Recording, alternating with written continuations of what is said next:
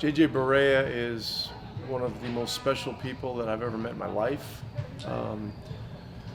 We've been talking a lot over the last 8 to 10 days about everything, and the plan was he was going to practice today and then talk to the press and probably go spend some time either in Puerto Rico or Miami or whatever, and decide what was going to be next. He does have a desire to play. He was playing extremely well in camp, and he still is a terrific player and can help somebody. In terms of what he's meant to me, this is a guy that whenever he was called upon to perform in a challenging situation, he always came through. And this is going back to my first year here in 08-09. I remember the first game we played that year was against Houston at home, and I didn't play him at all. And then the next game, I played him against Minnesota. He did some good things, and he was in the mix really from that time forward, and had a lot of big games our first year here. And then in 2011, when we got into the finals with Miami, it was clear that because Miami was so great defensively and they were making it so difficult for us to get shots, that we needed more playmaking and more competitiveness in the game to start the games at the point guard position. And so, when we were down 2-1, made the move to start him. He averaged, I don't remember his exact average, but he averaged well into the teens in points. And he was a decisive factor in this franchise's only NBA championship. And so this is a very difficult day because it's, just what he has stood for as a competitor, as a family member, and how important he has been to this franchise. And I would say this is not a stretch. If you look at the full compass of his career, the fact that he was undrafted and what he has accomplished over 14 years, Barea has had one of the highest achieving careers in professional sports history. I don't think there's any doubt about that. So he's been an amazing example for so many, has inspired so many, myself included. And so it's a bittersweet day. It's bitter because we say goodbye to somebody that's been a close and trusted friend. Sweet because we can look back at everything he's done and celebrate it, and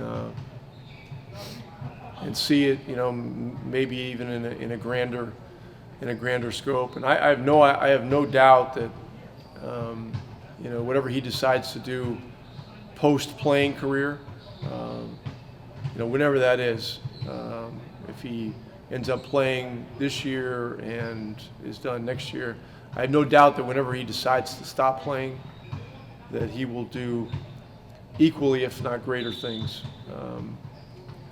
He's been such a compelling force for Puerto Rico. You look at everything he did with hurricane relief, with Maria, and everything else. This guy is going to continue to have a widely impactful life, and so I don't know. This is very difficult, but we move forward in terms of the roster without him, but there will be a void. Thank you, Coach. Moving questions. Matt Engel, you can go ahead and unmute. The decision back in 2011 to start him in the finals. I remember that reaction being quite a surprise. Did you feel it was a risk, Rick, and did you get any pushback at all from anybody when you made that decision? Well, that decision was a culmination of,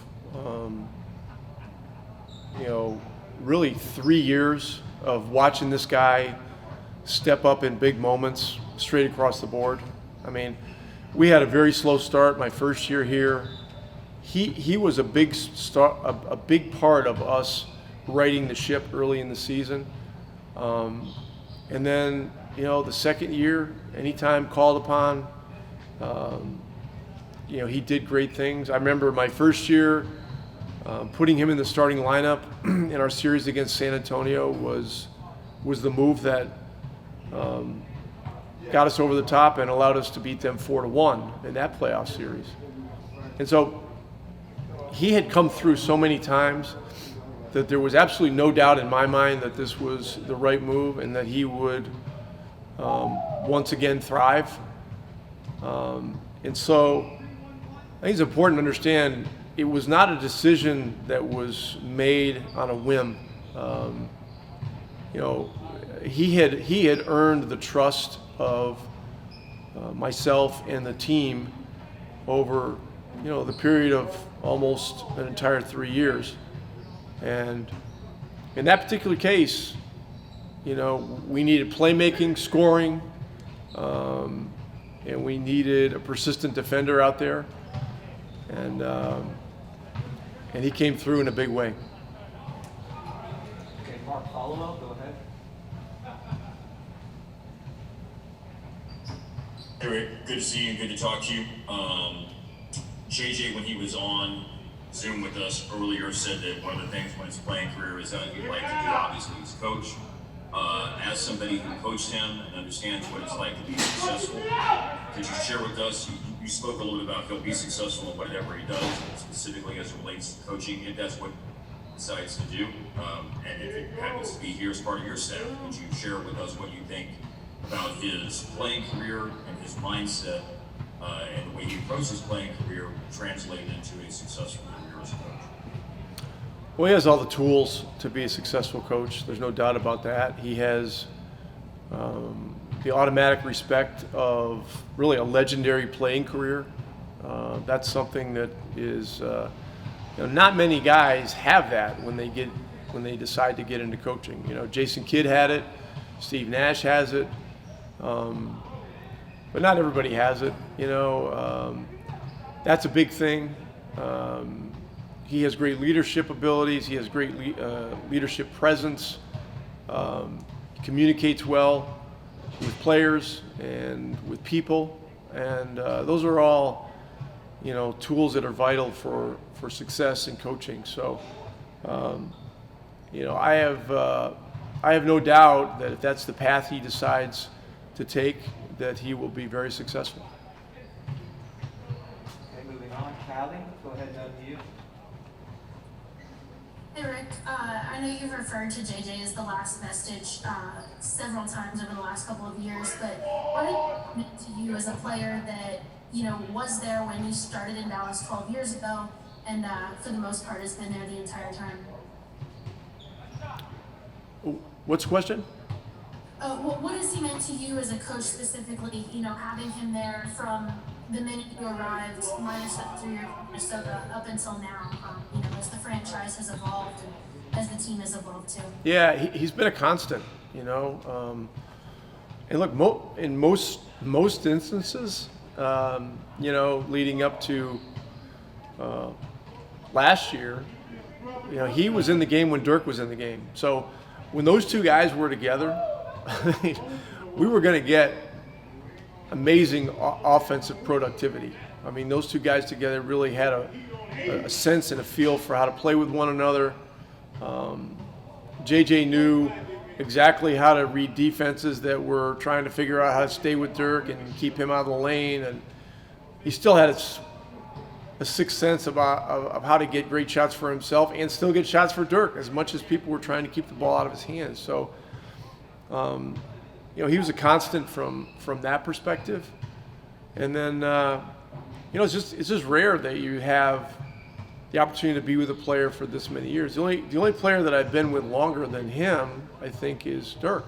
And Dirk was 11 years. And I think JJ, if you count up all the years, I think it may have been 8 or 9 with, let's see, it was 8, it was 9, 10, 11, and then 15, 16, 17, 18, 19, 20. So it's 9 years with me.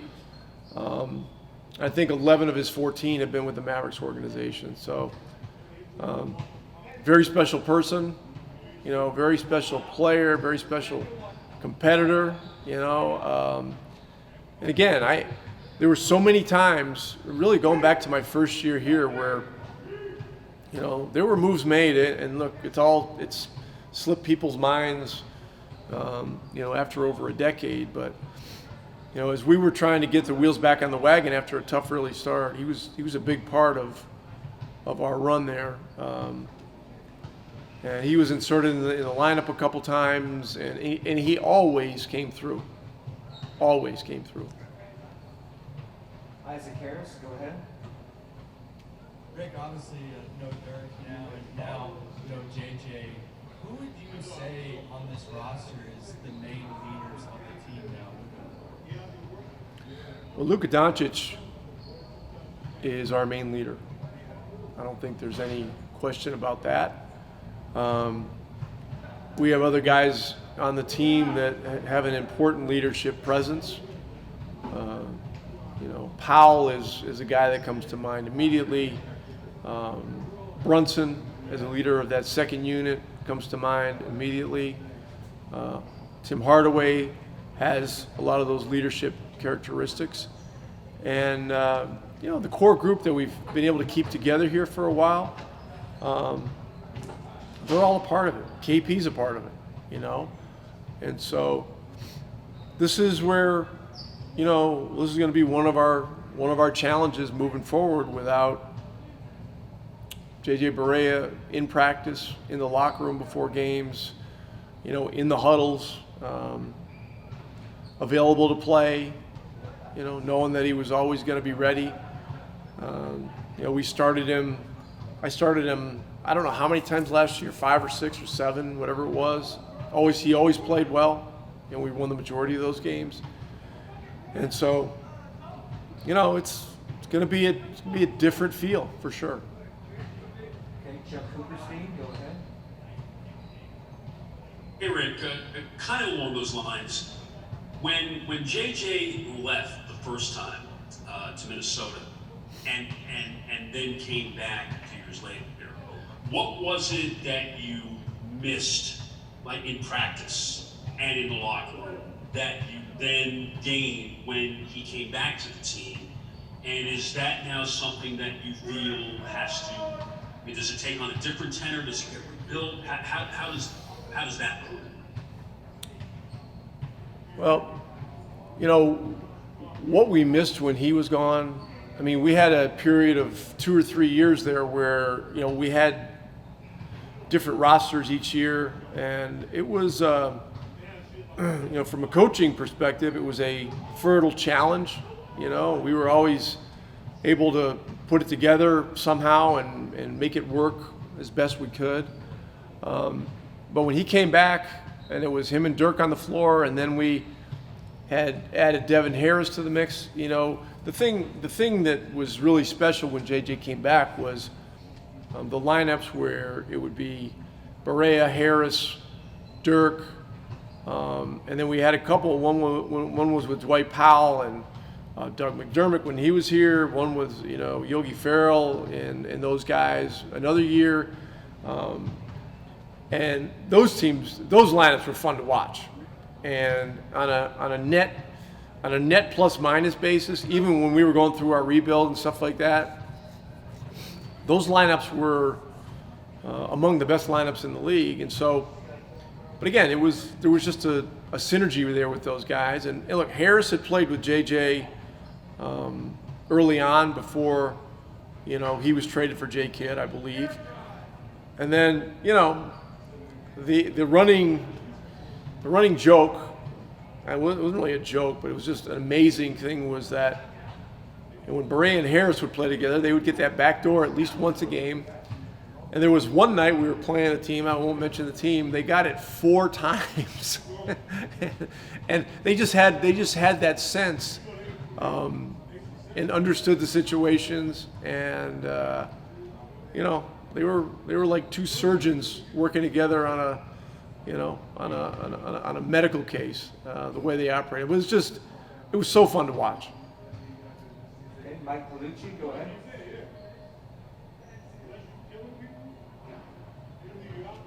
Hey Rick, one of the things that JJ's talked about before was how important it was to him to keep the culture, when Dirk retired especially, it was important to him to keep the culture that you guys had in 2011 going, since he was that last guy. What is that culture, and sort of how did he embody that to the younger players who haven't been here all those years with him?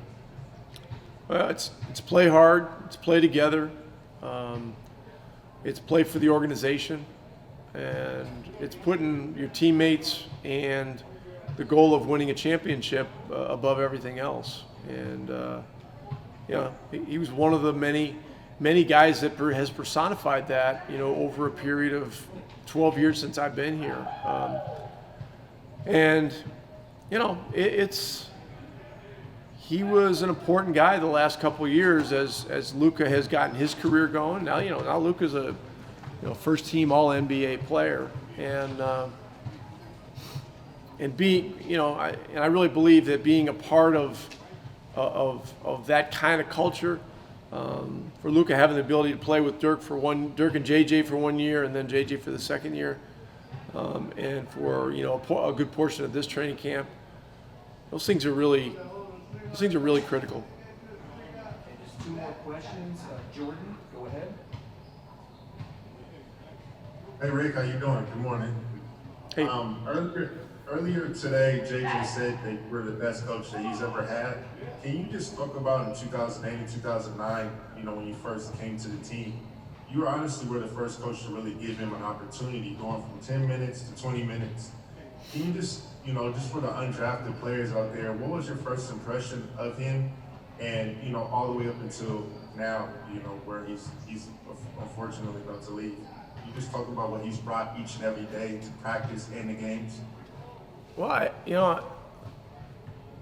think many people early on misjudged JJ's ability to rise to the moment and to perform in the biggest moments that we have in the NBA.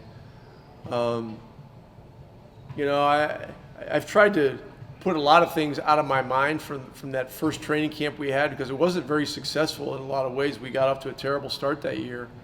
But as I mentioned, he was a big part of turning that thing around. As I said, I didn't play him in the first game. I think it was against Houston at home, national TV. Went back, looked at the game, decided that, you know, we got to find out what this guy can do. Don't really know much about him. Immediately got in the game, the next game against Minnesota, made an immediate impact, banged in a 3, you know, penetrated, got guys shots, took a couple of charges, and then you can see that there's a level of resourcefulness. Competitiveness is always a word that's used, but ultimately the word is winner. Guy's a winner. Forget how tall he is. You know, forget that he wasn't drafted. Forget that he, you know, played at Northeastern in an obscure conference that, you know, I played in at the University of Maine for a couple of years before I transferred. This guy's an NBA player and a damn good one. And so, you know, from that moment on, you know, he was a big factor here, and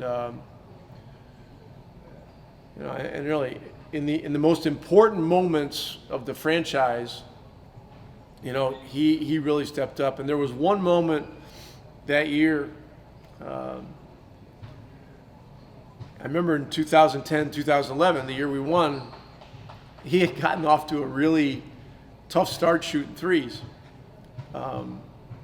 He was, I don't remember what he was shooting low in the 20s or something like that. We encouraged him, hey, look, these are process system shots, just keep stepping in them, keep stepping into them. So we played a game in Miami, it was either November or December, in the throes of this slump that he was in.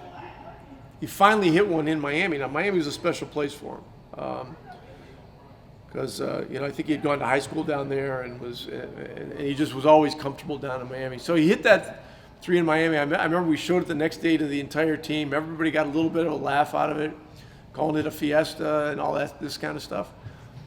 Well, in Game 6 at Miami, there was a play in the second half where we had a 9-point lead. Miami had cut into it. They'd gotten the lead down to 4, and I think it was a side out of bounds play or something like that. JJ got the ball, and he basically attacked. It was either Eddie House or Mike Bibby, and hit a step back shot, a step back 3-point shot that took the score from +4 to +7, and it really took some of the air out of Miami at that point in Game 6. And from there, we never looked back. And so, there were a lot of these kinds of moments, but that situation was very memorable to me because it was a demonstration that, no matter what the situation was, he was always going to believe in himself. He was always going to attack, and he was always going to play the same way. And the fact that he, got off the schneid in Miami down in December or November or whenever it was, and then hit that shot, is a pretty good sort of capsule of what he was all about. For the final question, we'll go to Callie. Callie, go ahead.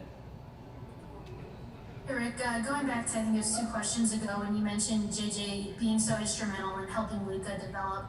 What is it about his mentorship and friendship with Luka that has helped Luka, kind of come into his own now that both JJ and Dirk are going to be gone?